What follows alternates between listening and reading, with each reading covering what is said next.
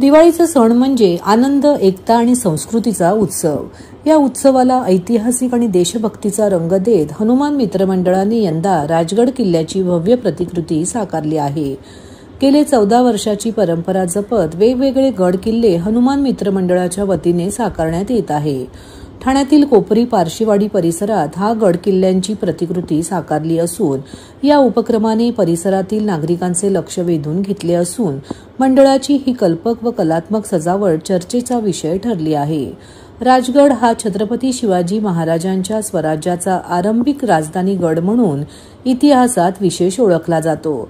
हाच तो गड जिथे महाराजांनी अनेक निर्णायक निर्णय घेतले आणि स्वराज्याचा पाया रचला।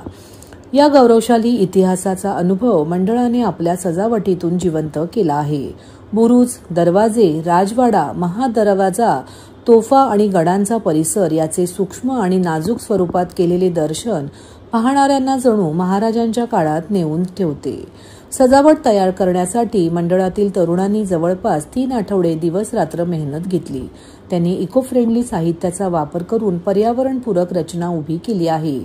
प्रकाश योजनेमुळे रात्रीच्या वेळी हा गड जणू प्रकाशात न्हाऊन निघतो आणि त्याचा देखावा सह्याद्रीच्या पर्वतरांगातील खऱ्या राजगडाची आठवण करून देतो। या उपक्रमाचा उद्देश केवळ आकर्षक सजावट सादर करणे नसून तरुण पिढीला इतिहासाची आणि स्वराज्याच्या विचारांची प्रेरणा देणे हा आहे। मंडळाने समाजात देशभक्ती, एकता आणि इतिहासाचा आदर या मूल्यांचा संदेश पोहोचवला आहे। हनुमान मित्रमंडळाचा हा राजगड किल्ल्याचा दिवाळी विशेष उपक्रम केवळ कलात्मतेचा नमुना नसून तो आपल्या परंपरेचा, संस्कृतीचा आणि राष्ट्राभिमानाचा उत्सव ठरला आहे। परिसरातील नागरिक, इतिहासप्रेमी आणि पर्यटक या सजावटीचा आनंद घेत असून मंडळाचे कौतुक सर्वत्र होत आहे। काय सांगते, राजगड किल्ला बनवला किती दिवस लागले आणि कशा प्रकारे तुम्ही बनवला? मला किल्ला बनवायला लगभग 2 आठवडे लागले आणि आम्ही या किल्ल्यामध्ये शाडू मातीचा, नॉर्मल मातीचा, रॅबिटचा वापर केला। आम्ही डोंगर बनवायला रॅबिट टाकलाय खालती आणि त्याच्यावरती मातीचा थर दिलेला आहे, भुसा वापरलाय, शाडू माती वापरले भिंत बनवायला। कशा प्रकारे अभ्यास केला होता आणि हा सगळा अभ्यास करून कसं आम्ही किल्ल्याला प्रत्यक्षात भेट देऊन आलो पहिले आणि मग किल्ल्याची माहिती काढली, नेटवरून वाचलं पुस्तकां वगैरे मध्ये। मग त्या बेसिसवरती आम्ही किल्ला बनवलेला आहे आणि बघून विचार करून नीट कोणती माहिती नीट आहे, वेगवेगळ्या सोर्सेसचा वापर केला, ChatGPTचा पण वापर केला।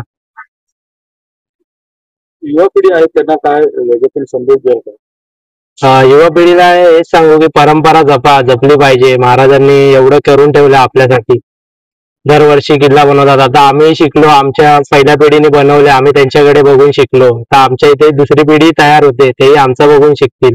परंपरा जर चालू ठेवली तरच ती पुढे जात राहील। त्यांनी अभ्यास केला पाहिजे, बनवला पाहिजे किल्ले वगैरे। किल्ला कशा प्रकारे किल्ला बनवला, कसा अभ्यास केला, तुम्ही स्वतः जाऊन तिकडे अभ्यास करता?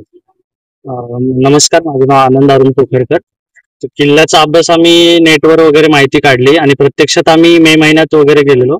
24 आणि 25 2 दिवस आम्ही तिथे राहिलो। किल्ल्यावर जायला तशा 2-3 वाटा आहेत, तर आम्ही पाली दरवाजाने गेलेलो आणि पद्मावती मंदिरात आम्ही राहिलो, एक रात्र तिथे काढली। मग दुसऱ्या दिवशी बालेकिल्ला वगैरे त्या साईडला संजीवनी माची आहे, इकडे शिवळ्या माची वगैरे करून बालेकिल्ला करून दुसऱ्या दिवशी आम्ही उतरलो।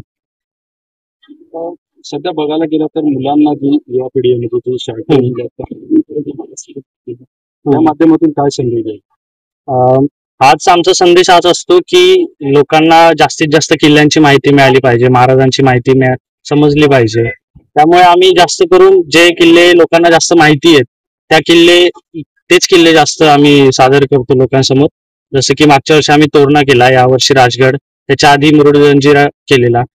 तर लोकांना फक्त किल्ल्याची नावं माहिती आहेत, पण त्यामागचा इतिहास बऱ्यापैकी माहिती नसतो। तर आमचा प्रयत्न हाच असतो की किल्ल्याच्या नावासोबत त्याची माहिती पण लोकांपर्यंत जावी।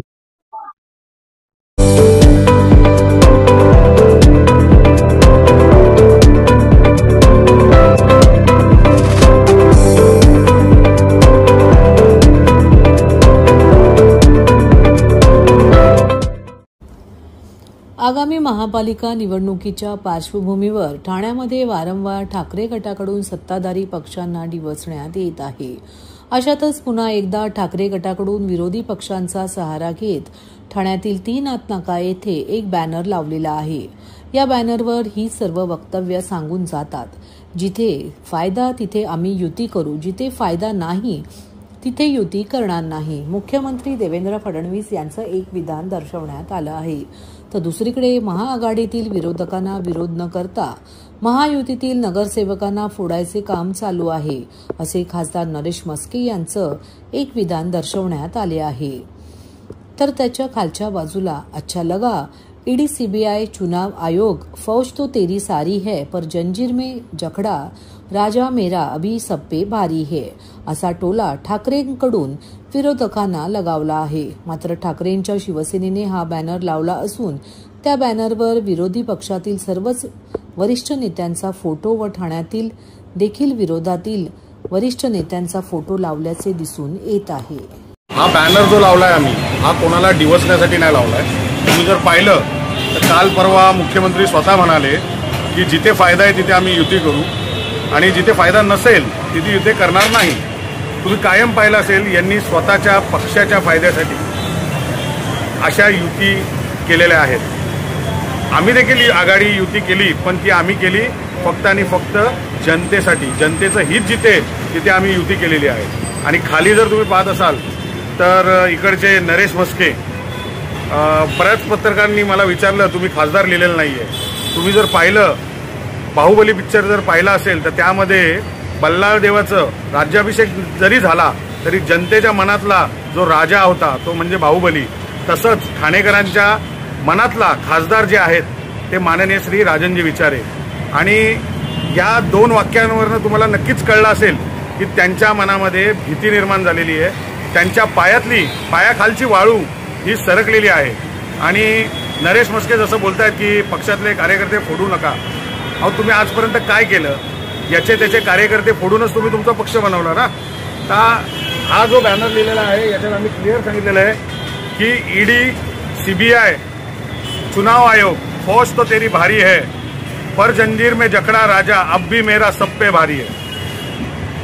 नागरिकांना आवाहन करण्यात येत आहे की सध्या डासांमार्फत पसरणाऱ्या डेंग्यू या आजाराचा प्रसार रोखण्यासाठी प्रत्येकाने पुढील प्रमाणे कार्यवाही करावी. डेंग्यू आजार एडिस इजिप्ती हा डास चावल्याने होतो. या डासांची पैदास साचलेल्या किंवा साचवलेल्या स्वच्छ पाण्यामध्ये होते. 8 दिवसांपेक्षा जास्त दिवस पाणी उघडे व साचून राहिल्यास त्यात डास अंडी घालतात. अंड्यांच्या अळ्या तयार होऊन पुढे डास तयार होतात. यासाठी आपल्या घरातील पाणी साठे उदाहरणार्थ बॅरल्स, पिंपे, टाक्या, हौद, रांजणे इत्यादी दर आठवड्याला रिकामे करून घासून पुसून कोरडे करून पुन्हा भरावे. 1 दिवस कोरडा दिवस म्हणून पाळावा. पाणी साठ्यांना घट्ट झाकणे बसवावीत किंवा जुनी साडी, चादर, धोतर यांनी बांधून झाकून ठेवावीत, म्हणजे डास त्यात जाऊन अंडी घालणार नाहीत. घराच्या गच्चीवर, आजूबाजूला, अंगणात कोठेही पाणी साचू देऊ नये. भंगार सामान उघड्यावर टाकू नये. उदाहरणार्थ टायर्स, प्लास्टिक सामान, कुंड्या, टाकाऊ वस्तू इत्यादी. अशा सामानात पावसाचे पाणी साठून त्यात डेंग्यूच्या डासांची पैदास होते. घरातील कूलर्स, फ्रीजच्या पाठीमागील ट्रे हे देखील वेळोवेळी कोरडे करावेत. लक्षात ठेवा, नुसत्या फवारणीने डास घनता कमी होत नाही, तर त्यासाठी डास पैदास ठिकाणे नष्ट करणे ही आपल्या सर्वांची जबाबदारी आहे. कोणताही ताप अंगावर न काढता जवळच्या शासकीय रुग्णालयात मोफत औषधोपचार घ्या. अशा प्रकारे नागरिकांनी सहकार्य केल्यास डेंग्यूचा प्रसार रोखणे सहज शक्य आहे. दिवाळीचा आनंद घेण्याच्या पार्श्वभूमीवर ठाणे शहरात पर्यावरणीय नियमांचा भंग चिंताजनक पातळीवर झाला आहे. शहरभरात गाण्यांचे कार्यक्रम, कर्कश आवाज करणारे स्पीकर्स, रात्रभर सुरू असलेली ध्वनी प्रदूषणाची घटना, फटाक्यांची बेछूट आतषबाजी आणि झाडांवर लावलेली विद्युत रोषणाई यामुळे नागरिक, वृद्ध, लहान मुले व रुग्ण यांचा त्रास वाढला आहे. गेल्या काही दिवसात शहरभरात विविध सोसायट्या, दुकाने आणि रस्त्यावर होर्डिंग्ज व बॅनरबाजीने शहराचे सौंदर्य धोक्यात आणले आहे. झाडावर बांधलेले दिवे व वायरमुळे झाडांना प्रत्यक्ष हानी पोहोचल्याची अनेक ठिकाणी नोंद झाली आहे. यामुळे शहरात हरित दिवाळी साजरी करण्याचा उद्देश कोलमडल्याचे चित्र आहे. फटाक्यांमुळे वाढलेले वायू प्रदूषण नागरिकांच्या आरोग्यासाठी गंभीर आव्हान ठरत आहे. धूर आणि धूळ अशा पातळीत वाढली की श्वसनाचा त्रास, दम्याचे आजार आणि इतर आरोग्य समस्या निर्माण होऊ शकतात. ध्वनी प्रदूषणामुळे झोपेमध्ये व्यत्यय, मानसिक तणाव आणि वृद्ध नागरिकांमध्ये आरोग्य समस्या दिसून येत आहेत. पर्यावरण अभ्यासक डॉक्टर प्रशांत सिनकर यांनी याबाबत मुख्यमंत्र्यांना भावनिक पत्र लिहून तात्काळ कारवाईची मागणी केली आहे. डॉक्टर सिनकर म्हणाले, ठाणे शहर हे राज्यातील पर्यावरण संवेदनशील आणि नागरिकदृष्ट्या महत्त्वाचे केंद्र आहे. नागरिक सतत पर्यावरण रक्षणासाठी प्रयत्नशील असतात, पण प्रशासनाने अंमलबजावणी केली नाही तर हे प्रयत्न कोलमडतात. झाडांवर विद्युत रोषणाई पूर्णपणे बंद करावी, ध्वनी व वायू प्रदूषणावर कडक नियंत्रण ठेवावे आणि हरित सण उपक्रम प्रभावीपणे राबवावे. त्यांनी ठाणे शहरातील स्थानिक प्रशासनाला अधिक सक्षम करण्यासाठी अतिरिक्त निधी आणि मनुष्यबळ उपलब्ध करून देण्याची शिफारस केली आहे. तसेच प्रत्येक सणाच्या काळात पर्यावरणपूरक कार्यक्रमाचे नियोजन व नियंत्रण सुनिश्चित करणे अत्यावश्यक असल्याचे त्यांनी अधोरेखित केले.